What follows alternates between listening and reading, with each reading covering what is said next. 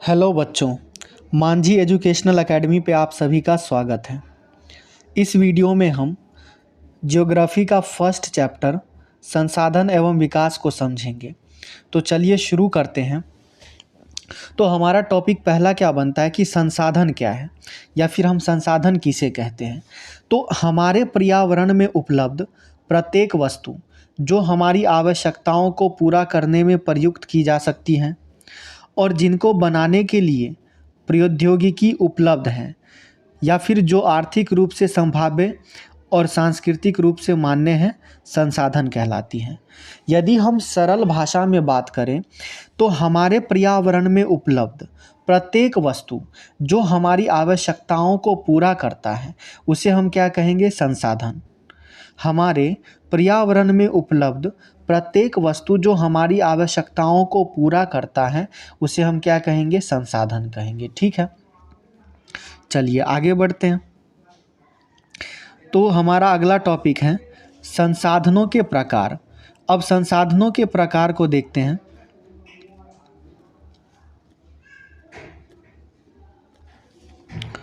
तो सबसे पहला हमारे पास है उत्पत्ति के आधार पर संसाधनों के प्रकार। तो उत्पत्ति के आधार पर संसाधन दो प्रकार के होते हैं। पहला हमारे पास हो गया जैव संसाधन और दूसरा हमारे पास हो गया अजैव संसाधन। तो जैव संसाधन क्या होते हैं? ऐसे संसाधन जो हमें जीव मंडल से प्राप्त होते हैं एवं जिनमें जीवन पाई जाती है। यानी कि ऐसे संसाधन जो हमें जैव मंडल से प्राप्त होते हैं और जिनमें जीवन पाई जाती है, जो जीवों से प्राप्त होता है, ठीक, उसे हम क्या बोलेंगे, तो जैव संसाधन बोलेंगे। जैसे मनुष्य हो गया, प्राणी जगत। अब प्राणी जगत में मनुष्य हो जाते हैं, पशु पक्षी हो जाते हैं, पेड़ पौधे हो जाते हैं, ये सभी किस में आएंगे, तो जैव संसाधन में। ठीक, दूसरा हमारे पास होता है अजैव संसाधन। तो अजैव संसाधन वे सभी संसाधन जो निर्जीव वस्तुओं से बने हैं अजैव संसाधन कहलाते हैं। जैसे चट्टानें और धातुएं, ये सब निर्जीव वस्तुओं से बनी होती है, इनमें जीव नहीं पाई जाती है, इसीलिए हम इसे अजैव संसाधन कहते हैं। ठीक, चलिए आगे बढ़ते हैं। हमारे पास अगला है समाप्यता के आधार पर संसाधनों के प्रकार। तो समाप्यता के आधार पर भी संसाधन दो प्रकार के होते हैं। पहला होता है नवीकरणीय संसाधन और दूसरा होता है अनवीकरणीय संसाधन। तो नवीकरणीय संसाधन वे संसाधन होते हैं जिन्हें विभिन्न भौतिक, रासायनिक अथवा यांत्रिक प्रक्रियाओं द्वारा पुनः उपयोगी बनाया जा सकता है। मतलब नवीकरणीय संसाधन ऐसे संसाधन होते हैं जिनको हम दोबारा या फिर पुनः प्राप्त कर सकते हैं, उन्हें हम क्या बोलेंगे, नवीकरणीय संसाधन बोलेंगे। जैसे वायु और जल, ये क्या हो जाएगा, नवीकरणीय संसाधन। अगला है हमारे पास अनवीकरणीय संसाधन। तो अनवीकरणीय संसाधन वे संसाधन होते हैं जिन्हें एक बार उपयोग में लाने के बाद पुनः उपयोग में नहीं लाया जा सकता अथवा इनका निर्माण एवं विकास एक लंबे भूवैज्ञानिक अंतराल में हुआ है, इन्हें हम अनवीकरणीय संसाधन कहते हैं। जैसे खनिज अगर एक बार ख़त्म हो जाएगा तो इसको हम दोबारा नहीं बना सकते हैं, या फिर इसको हम बनाएंगे भी तो इसमें काफ़ी लंबा समय लग जाएगा, तो इसीलिए हम इसे अनवीकरणीय संसाधन कहते हैं। चलिए आगे बढ़ते हैं। हमारा अगला है संसाधनों के प्रकार में स्वामित्व के आधार पर संसाधनों के प्रकार। तो स्वामित्व के आधार पर संसाधन चार प्रकार के होते हैं। पहला हमारा होता है व्यक्तिगत संसाधन और दूसरा हमारा क्या होता है, सामुदायिक संसाधन, और तीसरा हमारा होता है राष्ट्रीय संसाधन, और चौथा हमारा होता है अंतर्राष्ट्रीय संसाधन। ठीक, तो देखते हैं। पहला व्यक्तिगत संसाधन। निजी स्वामित्व वाले संसाधन को हम व्यक्तिगत संसाधन कहते हैं। निजी स्वामित्व वाले संसाधन को हम व्यक्तिगत संसाधन कहते हैं। जैसे आपके पास आपका फ़ोन है तो ये आपकी निजी संसाधन हो गई, व्यक्तिगत संसाधन हो गई, इस पर केवल और केवल आपका ही अधिकार है। यदि आपके पास गाड़ी है तो वो गाड़ी आपकी अपनी है, तो यानी कि ये आपका कौन सा हो गया, व्यक्तिगत संसाधन हो गया। लेकिन दूसरा हम देखेंगे तो ये हमारा सामुदायिक संसाधन होता है, और सामुदायिक संसाधन वे संसाधन होते हैं जिनका उपयोग समुदाय के सभी लोग करते हैं, इन्हें हम सामुदायिक संसाधन कहते हैं। जैसे सड़क का उपयोग समुदाय के सभी लोग करते हैं। पार्क हो जाता है, पार्क या फिर बगीचे हो जाते हैं, इनका उपयोग सभी लोग करते हैं। तो वे संसाधन जिनका उपयोग पूरे समुदाय के सभी लोग करते हैं उसे हम सामुदायिक संसाधन कहते हैं। उदाहरण में हम सड़क ले सकते हैं, पुल ले सकते हैं, पार्क ले सकते हैं, ये सभी सामुदायिक संसाधन कहलाते हैं। अगला हमारे पास है तीसरा, राष्ट्रीय संसाधन। तो राष्ट्रीय संसाधन क्या होता है कि किसी भी राष्ट्र के संसाधन जो राष्ट्र की भौगोलिक सीमा के भीतर मौजूद हो, राष्ट्रीय संसाधन कहलाता है। मतलब वे सभी प्रकार के संसाधन जो किसी एक क्षेत्र विशेष में या किसी एक राष्ट्र के अंदर मौजूद होते हैं, वे सभी संसाधन क्या कहलाते हैं, तो राष्ट्रीय संसाधन कहलाते हैं। चौथा हमारे पास है अंतर्राष्ट्रीय संसाधन। तो अंतर्राष्ट्रीय संसाधन ऐसे संसाधन होते हैं जो समुद्र की तट रेखा से 200 मील दूरी से परे खुले महासागरीय संसाधनों पर किसी देश का अधिकार नहीं होता है। यानी कि मान लीजिए यदि मैं भारत का निचला हिस्सा बनाऊं तो वो कुछ इस प्रकार से होते हैं। अब देखेंगे तो भारत के इधर क्या होता है, तो आपका अरब सागर होता है। इस साइड यदि आप देखेंगे तो आपका बंगाल की खाड़ी आपको नजर आएंगे, ठीक। इधर आपका हिंद महासागर होता है। तो यहाँ से जो समुद्र तट है, समुद्र तट से 200 मीटर की दूरी पर, कितने 200 मील की दूरी पर, 200 मील की दूरी के बाद वे जितने भी संसाधन होंगे वे सभी संसाधन क्या कहलाएंगे, तो अंतर्राष्ट्रीय संसाधन कहलाएंगे, ठीक।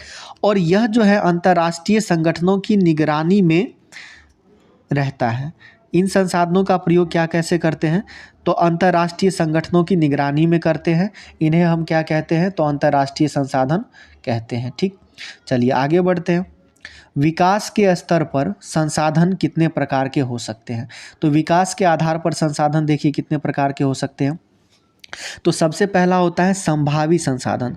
तो संभावी संसाधन वे संसाधन होते हैं जो किसी प्रदेश में विद्यमान है, यानी कि मौजूद है, परंतु उनका उपयोग नहीं किया गया है, उसे हम संभावी संसाधन कहते हैं। संभावी संसाधन वैसे संसाधन होते हैं जो किसी प्रदेश में या क्षेत्र विशेष में मौजूद होते हैं लेकिन उनका उपयोग अभी तक नहीं किया गया है, उसे हम संभावी संसाधन कहते हैं। अगला है हमारे पास विकसित संसाधन। तो विकसित संसाधन वे संसाधन होते हैं जिनका उपयोग की गुणवत्ता और मात्रा निर्धारित की जा चुकी है, वे विकसित संसाधन कहलाते हैं। मतलब वे संसाधन जिनका हम उपयोग ऑलरेडी कर रहे हैं वो क्या कहलाएंगे, विकसित संसाधन कहलाएंगे। अगला हमारे पास होता है भंडारित संसाधन।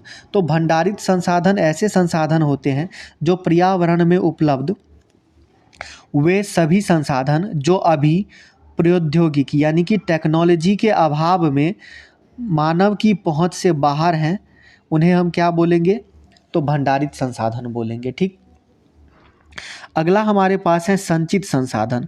तो संचित संसाधन ऐसे संसाधन होते हैं जिन्हें अभी तकनीकी ज्ञान के उपयोग से प्रयोग में लाया जा सकता है परंतु इनका उपयोग अभी आरंभ नहीं हुआ है, उन्हें हम संचित संसाधन कहेंगे, ठीक। चलिए आगे बढ़ते हैं।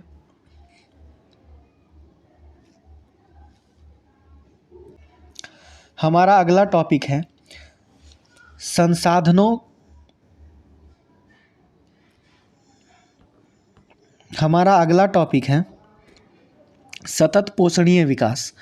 तो सतत पोषणीय विकास संसाधनों का एक ऐसा विवेकपूर्ण प्रयोग ताकि न केवल वर्तमान पीढ़ी की अपितु भावी पीढ़ियों की आवश्यकता भी पूरी रहे, उसे हम सतत पोषणीय विकास कहते हैं। इसको यदि हम सरल भाषा में कहें तो सतत पोषणीय विकास से हमारा तात्पर्य ये होता है कि जो वर्तमान की आवश्यकताओं को पूरा करते हुए हमें आने वाले पीढ़ियों के लिए भी संसाधन संरक्षण करके रखना होता है या फिर आने वाली पीढ़ियों की भी आवश्यकताओं को पूरी कर सके, उसे हम क्या बोलेंगे, सतत पोषणीय विकास कहेंगे। तो सतत पोषणीय विकास से हमारा तात्पर्य ये होता है कि वर्तमान की आवश्यकता यानी कि वर्तमान की ज़रूरतों को पूरा करते हुए हमें आने वाली पीढ़ियों की आवश्यकताओं का भी ध्यान रखना होता है, उसे हम क्या कहेंगे, सतत पोषणीय विकास कहेंगे, ठीक। अगला टॉपिक है हमारे पास संसाधन नियोजन। तो संसाधन नियोजन ऐसे उपाय अथवा तकनीक जिसके द्वारा संसाधनों का उचित उपयोग सुनिश्चित किया जाता है उन्हें हम संसाधन नियोजन कहते हैं। कहने का क्या मतलब है कि संसाधनों का विवेकपूर्ण इस्तेमाल करना, यानी कि संसाधनों को ज़रूरत के हिसाब से इस्तेमाल करना, संसाधनों को सोच समझ के इस्तेमाल करना, जितनी ज़रूरत होगी उतनी ही मात्रा में हमें उपयोग करना, क्या कहलाता है? संसाधन नियोजन कहलाता है। आगे बढ़ते हैं।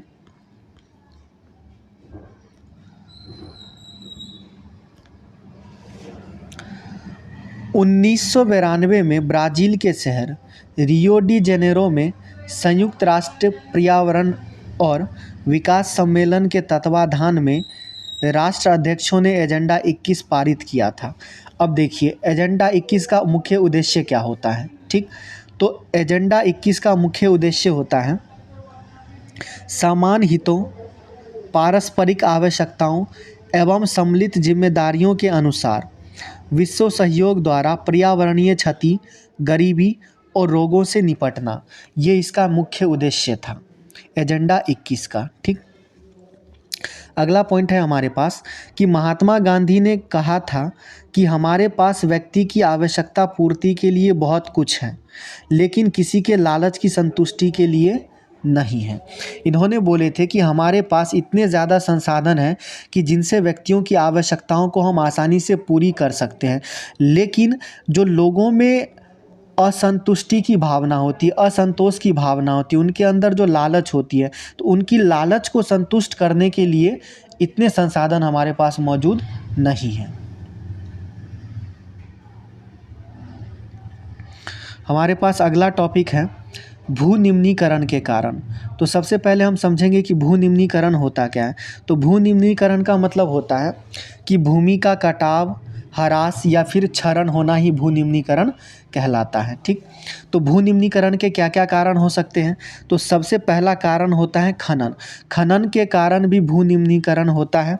दूसरा हमारे पास होता है अतिचारण। अतिचारण का मतलब कि हम ज़रूरत से ज़्यादा यदि पशुओं को किसी भूमि पर चराते हैं तो उससे भी भू निम्नीकरण होता है। फिर है अति सिंचाई।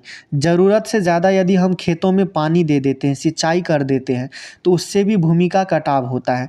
और अति सिंचाई की समस्या वर्तमान में पंजाब राज्य में बहुत ज़्यादा पाया जाता है, ठीक। अगला है हमारे पास औद्योगिक प्रदूषण। औद्योगिक प्रदूषण के भी कारण भू निम्नीकरण होता है। और फिर उसके बाद हमारे पास पांचवा है वनोन्मूलन। वनोन्मूलन का मतलब वनों का उन्मूलन, वनों की कटाई, ठीक। तो भू निम्नीकरण के ये 5 कारण हो जाते हैं: खनन, अतिचारण, अति सिंचाई, औद्योगिक प्रदूषण और वनोन्मूलन। आगे बढ़ते हैं। तो अब भू संरक्षण के उपाय। अब भू निम्नीकरण को हमने समझ लिया, तो भू को संरक्षण कैसे कर सकते हैं?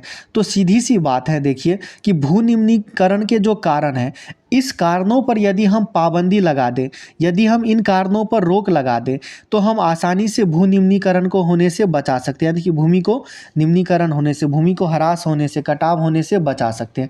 जैसे हम खनन पर नियंत्रण कर दें, अतिचारण पर नियंत्रण कर दें, अति सिंचाई पर नियंत्रण कर दें, औद्योगिक प्रदूषण पर नियंत्रण कर दे, या फिर वनों की कटाई को नियंत्रित करके अधिक से अधिक पेड़ों को लगाए, अधिक से अधिक वनों को लगाए, ठीक है। तो उससे हम भू निम्नीकरण की समस्या से बच सकते हैं। चलिए आगे बढ़ते हैं। अब है मृदा के प्रकार। तो हमारे भारत देश में लाल एवं पीली मृदा पाई जाती हैं, जलोढ़ मृदा पाई जाती हैं, काली मृदा पाई जाती हैं, लैटराइट मृदा पाई जाती है, मरुस्थलीय और वन मृदा पाई जाती है, ठीक है। चलिए एक एक करके इन मृदाओं को हम समझने की कोशिश करते हैं।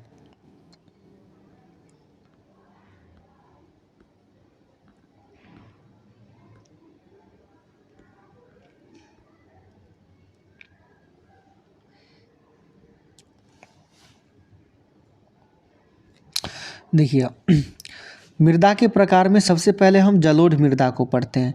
जलोढ़ मृदा भारत के अधिकांश क्षेत्रों में पाई जाती हैं, ठीक। जलोढ़ मृदा को हम 2 भागों में बांट सकते हैं, खादर और बांगर। नई जलोढ़ मृदा को हम खादर कहते हैं और पुरानी जलोढ़ मृदा को हम बांगर कहते हैं। आपने टीवी वगैरह में एक एडवर्टीजमेंट देखा होगा कि बांगर सीमेंट सस्ता नहीं सबसे अच्छा। तो उसमें जो वो बूढ़ा व्यक्ति उसका एडवर्टीजमेंट करता है, तो बूढ़ा से आप ये याद रख लीजिएगा कि जो पुराना होता है, पुराना कोई बूढ़ा व्यक्ति ही बांगर सीमेंट की प्रचार कर रहा होता है टीवी में।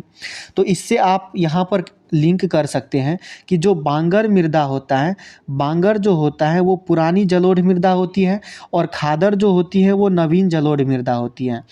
मैं फिर से रिपीट कर रहा हूँ कि जो बांगर होती हैं वो पुरानी जलोढ़ मृदा होती हैं और जो खादर होती हैं वो नवीन जलोढ़ मृदा होती हैं। खादर और बांगर में बहुत सारे बच्चे कंफ्यूज हो जाते हैं। तो बांगर से आप उस बूढ़े को याद रखिएगा, यानी कि पुरानी मृदा को। तो पुरानी मिट्टी क्या हो जाएगी? बांगर, और नई मृदा क्या हो जाएगी? तो खादर कहलाएगी। ठीक है। बाद में खादर मृदा भी जो है वो बांगर बन जाती है, क्योंकि जो अभी मृदा नई है वो बाद में पुरानी हो जाएगी और पुरानी जलोढ़ मृदा को हम बांगर बोलेंगे। और जो मृदा अभी बांगर है वो पहले क्या थी? खादर थी। कहने का मतलब क्या है कि सास भी कभी बहू थी। जो आज बहू है वो कल सास बनेगी। ठीक। अगला हमारे पास है काली मृदा। काली मृदा को हम रेगुर मृदा भी कहते हैं और कपासी मृदा भी कहते हैं। ठीक। काली को रेगुर मृदा भी कहते हैं और कपासी मृदा भी कहते हैं, क्योंकि इस मृदा में कपास की खेती के लिए उपयुक्त मानी जाती हैं। ठीक। अगला है हमारे पास लाल एवं पीली मृदा। तो लाल एवं पीली मृदा जो होती है, इसमें लौह अयस्क के कारण इस मृदे का रंग कैसा हो जाता है? तो लाल हो जाता है। ठीक। और इसमें कौन कौन से फसलें आप उगा सकते हैं? तो दाल उगा सकते हैं, मोटा अनाज या फिर तंबाकू आप इसमें उगा सकते हैं। ठीक। अगला है लेटराइट मृदा। तो लेटराइट मृदा में क्या होता है कि यहाँ पर भारी वर्षा वाले क्षेत्रों में लेटराइट मृदा पाई जाती है, जैसे कर्नाटक, केरल, तमिलनाडु, मध्य प्रदेश तथा असम। ऐसे प्रदेशों में लेटराइट मृदा पाई जाती है। इस मृदा में ह्यूमस की मात्रा बहुत ही कम होती है, जो कि चाय और कॉफ़ी और काजू की खेती के लिए उपयुक्त मानी जाती हैं। अगला हमारे पास है शुष्क मृदा या फिर मरुस्थलीय मृदा। मरुस्थलीय मृदा में ज़्यादातर आपको रेत मिलेंगे। ठीक। ये कहाँ पे पाए जाएंगे? तो उत्तर पश्चिमी भाग राजस्थान तथा उत्तरी गुजरात में। ठीक। अच्छा, इसमें आप मोटा अनाज, मक्का और जौ भी उगा सकते हैं। अगला है हमारे पास वन मृदा या फिर पर्वतीय मृदा। ठीक। तो वन मृदा और पर्वतीय मृदा जो है हिमाचल प्रदेश के पहाड़ी क्षेत्रों में, उत्तराखंड और या अरुणाचल प्रदेशों में पाए जाते हैं। इसमें जो है मुख्यतः आप फल, मसाले व फिर लकड़ी देने वाले पेड़ों को उगा सकते हैं।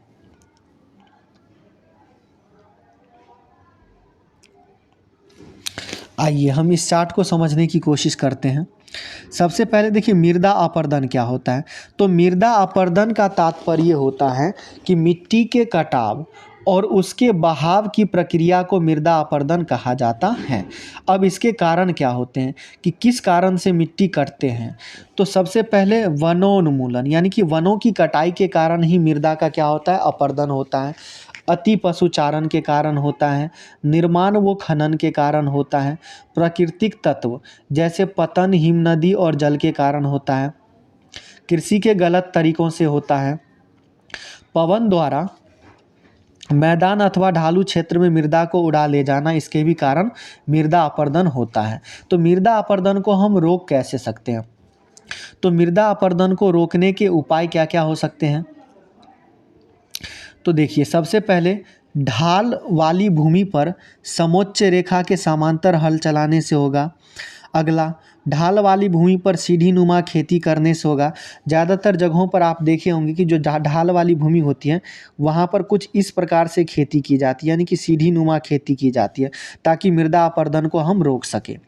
अगला है कि बड़े खेतों को पट्टियों में बांटकर फसलों के बीच धांसकर या फिर पट्टी उगा करके कर सकते हैं।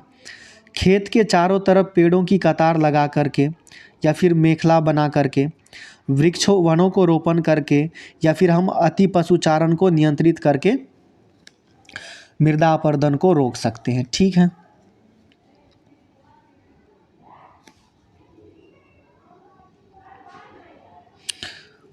हमारे पास अगला टॉपिक है भू उपयोग, यानी कि हमारे भारत देश में जितनी भी भूमि है तो उनको हम किस प्रकार से उपयोग कर रहे हैं। तो भू उपयोग में देखिए सबसे पहले शुद्ध बोया गया क्षेत्र। तो शुद्ध बोया गया क्षेत्र वह क्षेत्र होता है जो एक कृषि वर्ष में एक बार से अधिक बोए गए क्षेत्र को शुद्ध बोया गया क्षेत्र कहते हैं। यानी कि एक कृषि वर्ष में एक से अधिक बार जिस भूमि पर हम फसल लगाते हैं उसे हम शुद्ध बोया गया क्षेत्र कहते हैं। अगला हमारे पास है प्रति भूमि। तो प्रति भूमि को हम दो भागों में बांट सकते हैं। वर्तमान प्रति भूमि, वर्तमान प्रति भूमि ऐसी प्रति भूमि होती है जहां एक वर्ष या उससे कम समय के लिए खेती नहीं किया जाता है। और दूसरा होता है अन्य प्रति भूमि। अन्य प्रति भूमि ऐसे भूमि होते हैं जहां 1 से 5 वर्ष से ज़्यादा जो है खेती नहीं की गई हो, तो उसे हम क्या बोलते हैं, अन्य प्रति भूमि। अगला हमारे पास है अन्य कृषि अयोग्य भूमि।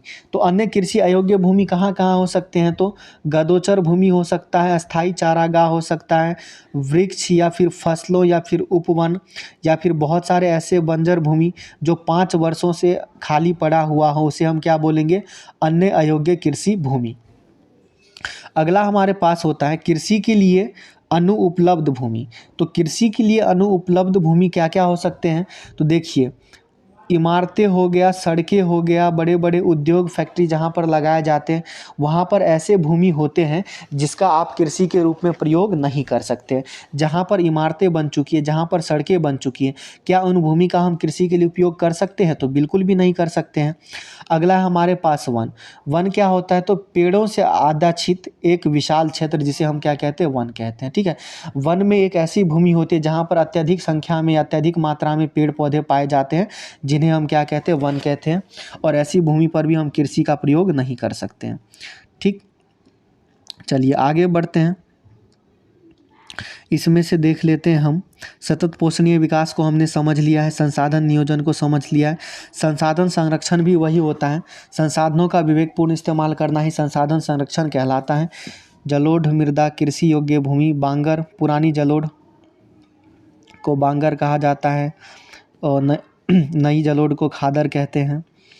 मृदा अपर्दन, शुद्ध बोया गया क्षेत्र, सकल बोया मरुस्थलीय। ठीक है, तो चलिए इस चैप्टर के लगभग जितने भी हमारे इंपॉर्टेंट टॉपिक्स बनते हैं उसको हमने कवर कर लिया। ठीक है, आप लोग ज़रा ध्यान से इसको कर लीजिएगा, समय की अभाव के कारण जल्दी जल्दी इन टॉपिक्स को समझाया गया है।